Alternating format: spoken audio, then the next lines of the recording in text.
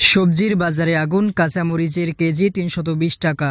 সুপ্রিয় দর্শক, আজকের এই ভিডিওটির মাধ্যমে জানিয়ে দেব আজকের সর্বোচ্চ কাঁচামরিচের সর্বোচ্চ বাজার দর। তাই আমাদের আজকের ভিডিওটি স্কিপ না করে সম্পূর্ণ দেখতে থাকুন। দ্রব্যমূল্যের ঊর্ধ্বগতিতে সাধারণ মানুষ দিশেহারা। বিশেষ করে নিত্য প্রয়োজনীয় জিনিসের দাম লাগামহীনভাবে বাড়ায় নিম্ন ও মধ্যবিত্ত আয়ের মানুষ চরম দুর্ভোগে পড়েছে। বাজারের এই অস্থিরতা তাদের জীবনযাত্রাকে আরও কঠিন করে তুলেছে। অতিরিক্ত মুনাফার লোভে এক শ্রেণীর অসাধু ব্যবসায়ী সিন্ডিকেট করে পণ্যের দাম বাড়াচ্ছে, যার ফলে সাধারণ মানুষের কষ্ট বাড়ছে।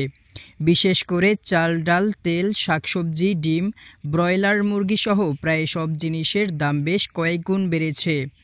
টানা কয়েক দিনের বৃষ্টির কারণে বাজারে প্রায় সব ধরনের সবজির দাম বেড়েছে। শীতের আগাম সবজির দাম তুলনামূলক বেশি বেড়েছে।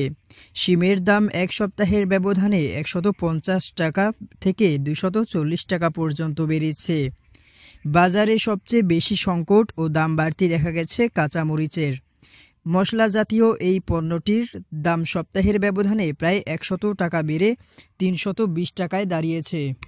আজকের বাজারে কাঁচামরিচ প্রতি কেজি বিক্রি হচ্ছে সর্বনিম্ন ২৮০ টাকা থেকে উপরে ৩২০ টাকা পর্যন্ত। এক সপ্তাহ আগেও কাঁচামরিচের দাম ছিল ২০০ থেকে ২২০ টাকার মধ্যে।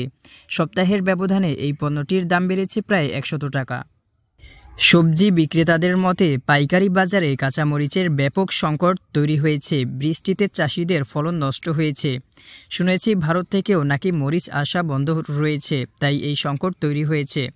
এক পাল্লা ৫ কেজি এখন কিনতে হচ্ছে ১২০০ থেকে ১৩০০ টাকায়।